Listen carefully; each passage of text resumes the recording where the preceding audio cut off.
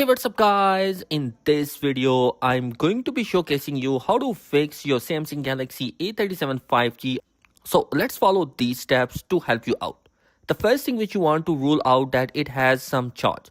Go ahead and charge it for at least half an hour. Sometimes the charging cable can break. You may need to replace them. Try a different charger, and in some case you can also do wireless charging in case the charging port is damaged or has issue or isn't charging through the charging port. Now once you know it's charged and still not turning on, you are going to follow this method. You are going to locate the volume down button and the power button or the side button. You are going to press and hold on to both of these buttons. So press the volume down and the power button at the same time.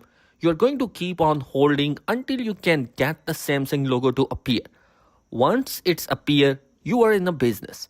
You should have the phone now turning back on and the issue has been fixed. Now in some scenario, if it does not work, try to hold it down for 30 seconds to a minute as long as you can or until you get the Samsung logo to appear. So guys, these are the two methods you can try. I hope this video will be helpful for you. If you have any question or query, comment down below. Be sure to subscribe because some amazing content is planned for this year. Peace.